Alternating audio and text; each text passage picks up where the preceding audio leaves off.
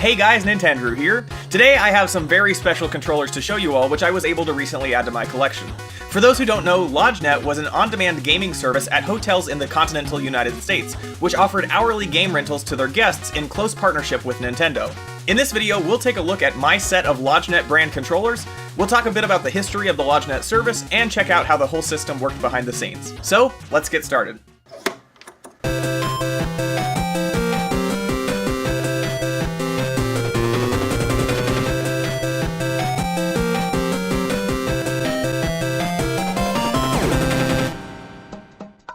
Alright, so right off the bat, let's get a look at the hardware.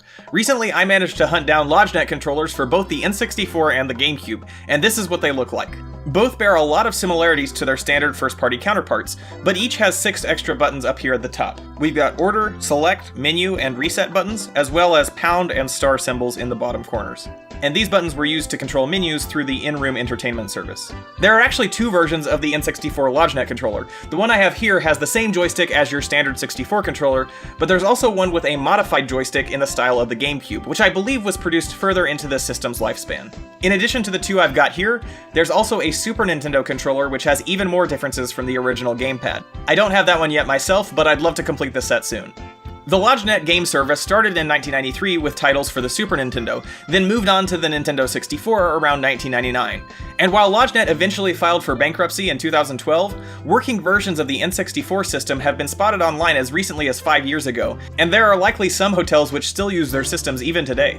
Although it's not exactly clear how many hotels offer the service, according to LodgeNet's own press releases, the first installment included 200,000 hotel rooms with Super Nintendo systems, and grew to about 500,000 rooms during the N64 era. So, what about the games themselves? Well, at different points during LodgeNet's run, the service offered a total of 48 SNES titles, 38 games for N64, and 43 for the GameCube. I'll have a link to the full list in the description below if you're interested, but this was mostly just your standard lineup of system sellers. Guests could choose their title and add a fee to their room charge, usually around $5 to $10, for an hour's worth of gameplay. And you can imagine that someone wanting to play through an entire game during their stay could rack up quite a bill with those prices. So how did the LodgeNet system work behind the scenes? Well, it's not very well documented, at least publicly, because a lot of their setup used some proprietary technologies, but I've done my best to piece together what I believe to be an accurate model of how the system worked, according to forum posts and secondhand accounts from employees that had to work with the system. So, as far as I can tell, this is how it worked, at least for the N64. Each room had a LodgeNet brand controller which was connected to a TV set-top box, or in some cases directly to the TV itself. From there, the box would communicate with a local server to provide in-room entertainment like movies and cable TV. When a guest purchased an hour of gaming, the local server would connect the TV to one of a few custom Nintendo 64 systems stored in a maintenance room or a manager's office. This special console had more memory and resources than a standard N64, and would download a ROM of the chosen title from a master game server elsewhere in the hotel. This game server would be periodically updated by a LodgeNet representative to add new titles to the catalog. The console's video output would then be fed back through the cable TV line to the guest's room. If all that sounds a bit too technical, the interesting takeaway is that the games weren't run on a console or an emulator from within the hotel room, but rather the video for each game was basically streamed from a central location into each individual TV.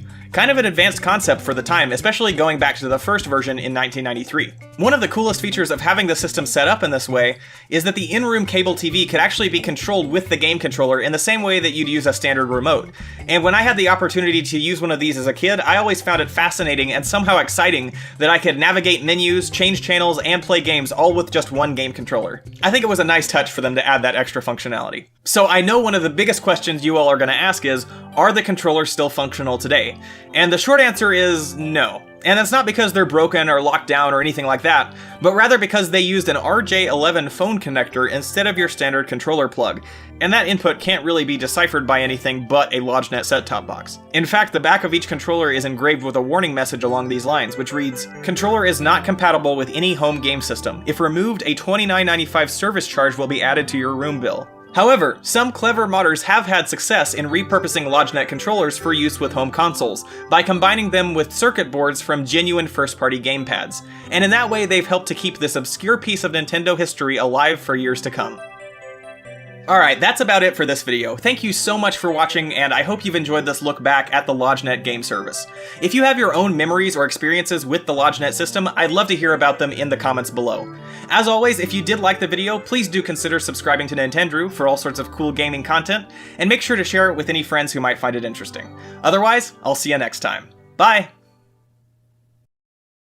Hey guys, thanks again for checking out this video on LodgeNet Nintendo controllers and for making it all the way to the end. Hope you enjoyed. If you'd like to support the channel and get early access to most of my new uploads as well as some other exclusive rewards, make sure to hit that join button below the video or check out my Patreon page with the link on the right side of your screen. Otherwise, I hope you'll look forward to the next one. Take care.